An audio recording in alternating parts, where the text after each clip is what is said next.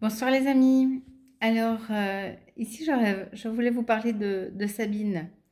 Sabine, elle a à peu près mon âge. Moi, dans 2 jours, j'ai 52 ans. Donc elle a, je pense, 3 ans de plus que moi. Et elle me dit elle fait 4 doses de ce produit expérimental dont je ne peux pas citer le nom. Et elle semble aller bien. J'en suis ravie, évidemment. Mais par contre, elle me dit, c'est vrai que mon frère, il a eu des problèmes cardiaques.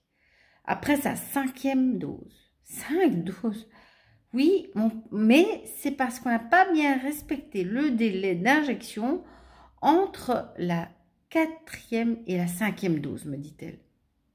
Et là, je voudrais attirer votre attention sur quelque chose qui est quand même assez marquant. Donc, l'explication que cette dame me donne, c'est qu'on a injecté trop rapidement la dose 4 et la dose 5 à son frère et qu'on n'a pas suivi le protocole.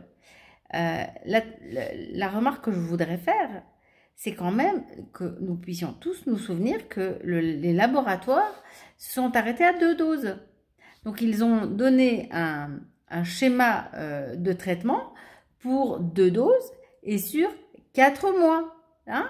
Alors là, on est en train d'injecter des produits expérimentaux sans filtre. On est en roue libre, hein? On fait n'importe quoi. Et quand on voit que les gens ont des problèmes de santé, on leur prétend que c'est parce qu'on a fait un peu trop vite les injections. Mais de qui se moque-t-on en fait?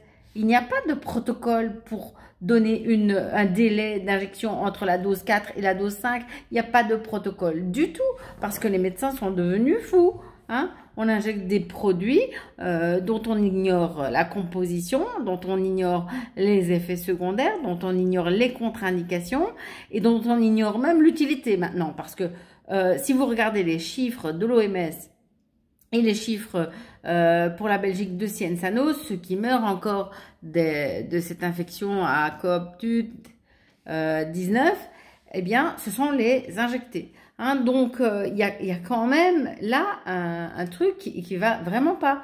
Et une autre de mes patientes m'a parlé des beaux-parents de sa belle-fille qui, eux, ont fait 6 doses. 6 doses.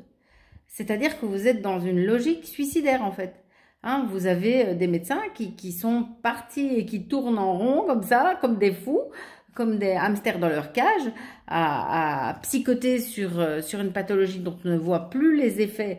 Hein, si vous regardez, en fait, on les a jamais vus parce que nous avons tellement été habitués à faire confiance aux médias que ce que nos yeux voient, on ne le croit pas. On ne fait pas confiance à notre bon sens et certainement pas à nos yeux quand on ne voit ni personne s'écroulant dans la rue, ni cortège de tas de cercueils et qui envahissent les rues.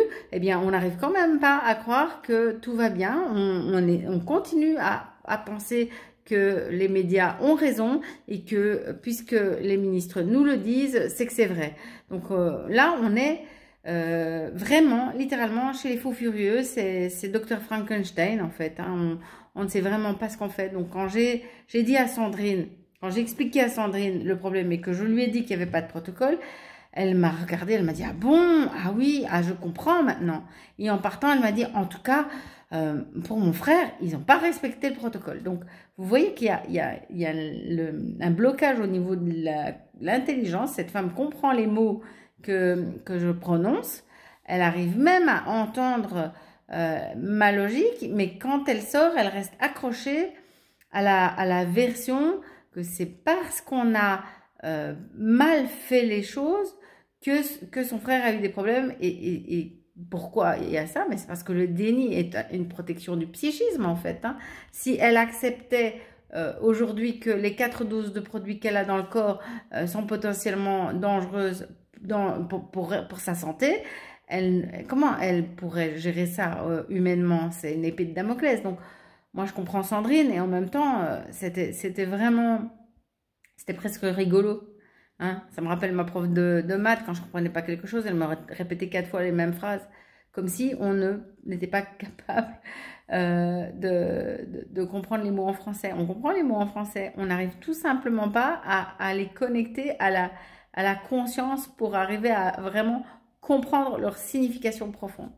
Voilà, donc j'espère vraiment que Sandrine va commencer à réfléchir, mais j'ai un doute parce que au premier fou furieux du domaine médical qui passe par là, elle va oublier tout ce que j'ai raconté, vu qu'elle est incapable aujourd'hui de réfléchir correctement à sa propre protection, à sa propre sécurité. Voilà, donc je suis encore une fois préoccupée pour mes patientes et je suis pas sûre d'avoir pu être utile non plus pour cette malheureuse que par ailleurs je reverrai l'année prochaine, j'en saurai plus à ce moment-là.